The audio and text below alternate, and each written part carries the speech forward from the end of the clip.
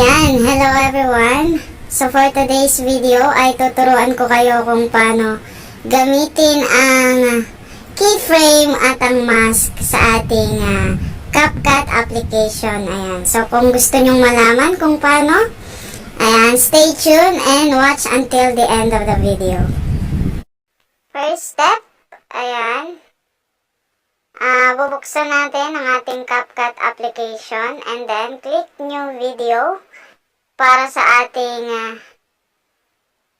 image or video clip na gagamitin sa ating tutorial.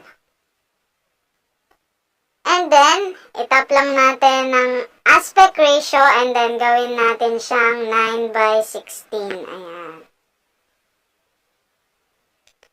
At kapag okay na, itap lang natin ang ating video clip and i-zoom in natin gaya nito. Ayan. And then, dito na tayo gagamit ng keyframe. So, meron tayong nakikitang diamond sa ating ibaba. Ayan, which is ito. So, itap lang natin yan. And then, kung napapansin nyo, meron na tayong red diamond na nasa ating video clip. Ayan. So, pupunta ngayon tayo sa pinakadulo. Ayan. And, pipindutin natin ulit ito.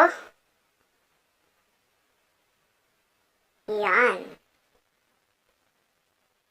At ganito na ngayon ang magiging resulta niya.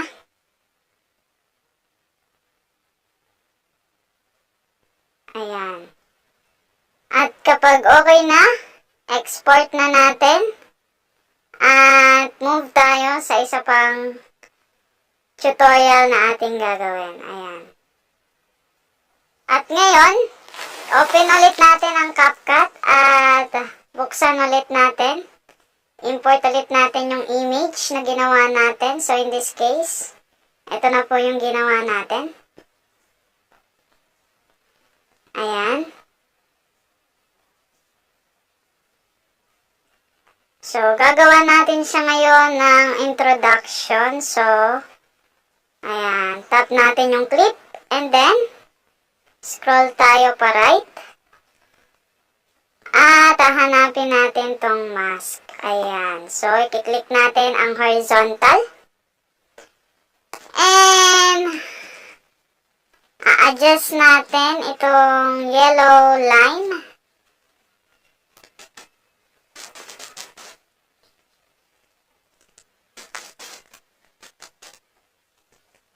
Ng paganyan. At kung napapansin nyo, meron siyang white arrow. Ayan, click natin yan para ma-blend ang ating clip. Ayan, so in this case, kung okay na sa inyo tong ganitong inyo ang blend ng ating image, ayan, tap lang natin itong yellow line, i-drag natin siya pataas, na parang ganyan, ayan. At kung napapansin nyo, meron na tayong red,